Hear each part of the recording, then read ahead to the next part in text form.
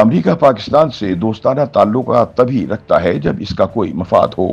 General Ayub Khan سے لے کر جنرل عاصم منیر تک امریکہ نے جمہوری حکومتوں کی بجائے ہمیشہ فرد واحد سے تعلق بنانے کو ترجیح دی ہے۔ اس لیے یاد رکھنا چاہیے کہ امریکہ اور پاکستان کی دوستی کسی بھی وقت ختم ہو سکتی ہے، لہٰذا آج کے حکمرانوں کو اس دوستی پر زیادہ گھمنڈ نہیں کرنا چاہیے۔ عمران خان کے لیے سیاسی ہمدردیاں رکھنے والے معروف لکھاری اور تجزیہ کار کیپٹن ریٹائرڈ ایاز امیر نے اپنے تجزیے میں ان خیالات کا اظہار کرتے ہوئے کہا کہ حکومت کی طرف سے امریکہ سے دوستی کا ڈھنڈورا بھارت سے زیادہ تحریک انصاف والوں کو جلانے کے لیے پیٹا جاتا ہے۔ انہیں جتایا جاتا ہے کہ دیکھو واشنگٹن سے ہماری کتنی پکی یاری ہو گئی ہے، لیکن سوال یہ ہے کہ کیا اس یاری سے پاکستان اور اس کے عوام کے تمام مسائل حل ہو گئے؟ جب field marshal general Ayub Khan امریکہ کے دورے پر گئے تو مسز جیکولین کینیڈی کے ساتھ ان کی گھڑ سواری کی تصویریں ہمیں یاد ہیں۔ جنرل ایوب دوسری بار امریکہ گئے تو صدر لنڈن جانسن کے گالوں کو اپنی انگلیوں سے چھوا۔ جنرل یحییٰ خان نے تو امریکہ اور چین کے درمیان پل کا کردار ادا کیا۔ افغان جہاد کی وجہ سے پاکستان پر 11 برس حکومت کرنے والے جنرل ضیاء الحق کے زمانے میں بھی ایسا ہی لگتا تھا کہ امریکہ اور پاکستان کی یاری کبھی ٹوٹے گی نہیں۔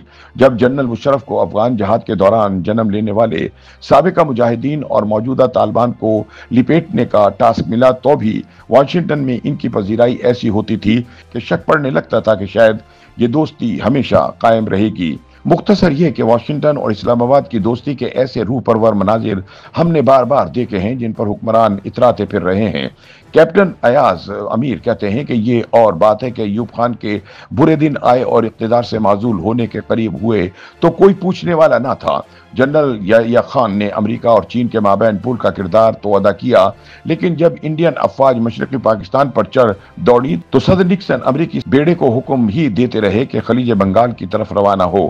بیڑا ان پانیوں میں آ بھی گیا لیکن یحییٰ خان اپنی فوج کو شکست سے نہ بچا سکے۔ پہلا نام نہاد افغان جہاد اپنے آخری دنوں کو پہنچا تو صدر ضیاء الحق کا طیارہ باولپور کی فضا میں ایک دھماکے سے پھٹ گیا۔ مشرف کا اقتدار زوال کی طرف گامزن ہوا تو انہیں پناہ دبئی میں ملی، کیونکہ پاکستان میں آئین شکنی کا مقدمہ چلنے کے بعد ان کا رہنا یہاں محال ہو گیا تھا۔ ایاز امیر کہتے ہیں کہ خود میں کچھ نہ ہو تو ایسی دوستیاں کسی کے کام نہیں آتی۔ قطر نے تو حال ہی میں صدر ٹرمپ کو ایک بڑا جہاز تحفے میں دیا، لیکن جب اسرائیلی بمباروں نے دوحہ پر فضائی حملہ کیا تو وہ تحفہ بھی قطر کے کام نہ آیا۔ سعودی عرب نے صدر ٹرمپ کو خوش کرنے کے لیے کچھ کرنے کی بجائے پاکستان کے ساتھ اسٹریٹجک معاہدہ اس لیے کیا ہے کیونکہ وہ جانتا ہے کہ اس طغیانی کے دور میں امریکی وعدوں پر بھروسہ نہیں کیا جا سکتا۔ تاہم پاکستان کا مسئلہ یہ ہے کہ ہم ابھی تک سیکورٹی دینے کے نام پر چوکیداری سے زیادہ کا اسٹیٹس حاصل نہیں کر پائے۔ پاکستان نے ماضی میں بھی امریکی دفاعی معاہدوں کے تحت ڈیوٹی دی تو امریکہ سے پیسے اور ہتھیار ملے۔ اس کے بعد افغانستان میں شورش پیدا ہوئی تو ہمیں پھر سے امریکی مفادات کے تابع امریکی ساز و سامان اور پیسے ملنے لگے۔ ادھر جنرل ضیاء سے جنرل مشرف تک سب خوش ہوتے تھے کہ امریکہ نے ہماری اہمیت کو سمجھ لیا ہے، لیکن حقیقت یہ ہے کہ جب امریکہ کے مفادات پورے ہو جاتے ہیں تو اس کی نظریں بھی پھر جاتی ہیں۔ اس کے بعد پاکستان میں رونا پڑ جاتا ہے کہ امریکہ وفادار حمایتی نہیں ہے۔ حالانکہ ہمیں یہ سمجھنا چاہیے کہ بین الاقوامی سیاست میں دوستیوں اور دشمنیوں کا سارا کھیل مفادات کا ہے۔ جاپان، جنوبی کوریا، تائیوان، سنگاپور، یہ تمام چھوٹے بڑے ممالک امریکہ کے دوست رہے ہیں اور آج بھی ہیں۔ البتہ بڑا فرق یہ ہے کہ ان ملکوں نے پاکستان کی طرح اپنا کردار چوکیداری تک محدود نہیں رکھا۔ دوسری جنگ عظیم کے بعد مغربی جرمنی کو امریکی امداد ملی تو وہ ایک معاشی سپر پاور بن گیا۔ چین نے امریکہ سے دوستی کی اور اپنے لیے معاشی ترقی کی راہیں کھولی۔ ہزاروں لاکھوں کی تعداد میں چینی طالب علم تعلیم حاصل کرنے امریکہ گئے۔